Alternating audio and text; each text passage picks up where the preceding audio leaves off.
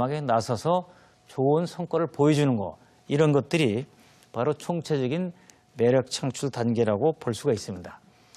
자, 여러분들이 이제 세상은 빠른 속도로 변해서 농경사회에 성공하는 방법, 산업사회에 성공하는 방법이 있듯이 정보화사회에도 성공하는 방법이 있습니다.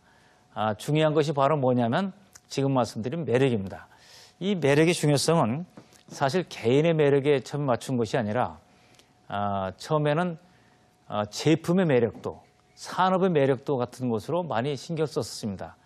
우리가 똑같은 가전제품이라 하더라도 디자인이 매력적이면 훨씬 잘 팔립니다. 자동차, 성능은 같다 하더라도 디자인 또 컬러의 매력에 따라서 팔리는 게 완전히 달라집니다. 그래서 기존의 제품에다가 매력을 집어넣기만 해도 경쟁력이 생긴다. 그리고 산업 자체도 미래의 직업은 매력 산업이 뜬다고 얘기합니다. 1차 산업, 2차 산업, 3차 산업이라는 표현도 썼고 제조업과 서비스업이라는 표현을 지금도 쓰고 있습니다만은 선진국들은 사실은 매력 산업으로 돈을 벌고 있는 겁니다. 매력 산업이라는 것은 많은 사람들이 호감을 느끼고 추구하는 건데 명품 대부분이 매력 산업이죠. 그런가 하면 예술도 산업이다. 디자인도 산업이다. 스포츠도 아주 매력적 산업입니다. 체험학습, 물론 대표적인 것은 관광산업 같은 것이 있겠죠. 그러니까 실제로 유럽의 선진국들 보면 매력 산업에서 국가의 부를 대부분 창출합니다. 그리고 도시 경쟁력도 뭐냐?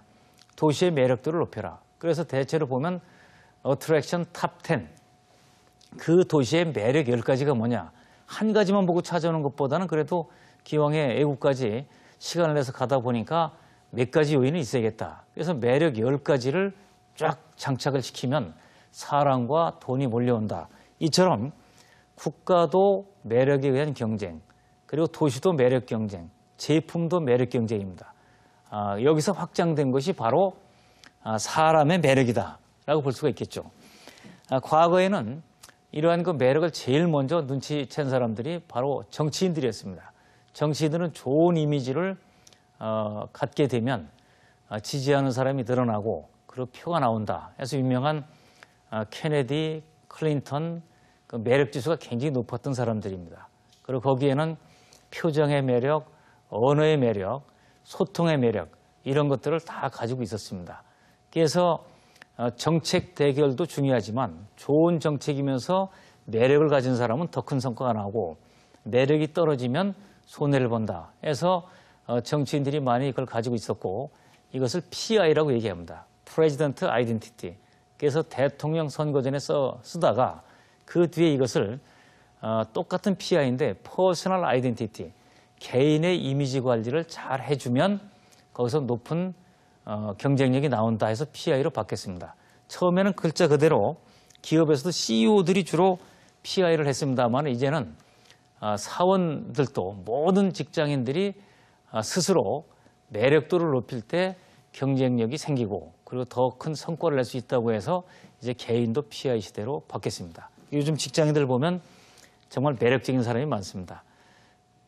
꼭 강조해 드리고 싶은 것은 겉으로 보이는 매력이 30%라면 내면의 매력이 한 70%쯤 된다. 이렇게 생각하시면 좋습니다. 첫인상도 좋고 그리고 겉으로 보이는 것도 아주 매력이 있는데 거래를 해보니 또 같이 일을 해보니 팀원으로 뭔가를 해봤더니 내면은 별 매력이 없다. 이렇게 되면 잘못하면 기대가 크면 실망이 크다고 오히려 겉으로 보이던 매력까지 꺾어지는 그런 경향도 있습니다. 자, 자기의 매력을 어떻게 높일 것인가 하는 것을 잘 염두에 두시고 이제는 삼력의 시대다. 직장인이 성공하기 위해서는 첫째 실력, 전 세계 어디에 내놔도 손색이 없는 실력을 갖추자. 두 번째는 기왕이면 담력을 키우자. 이 담력이라는 것은 말씀드린 대로 깨끗한 마음에서 나오는 겁니다. 양심적으로 열심히. 그리고 세 번째는 매력도를 높이자. 그래서 이 3력을 갖출 때 직장인은 성공할 수 있다. 이런 입장에서 말씀드렸습니다.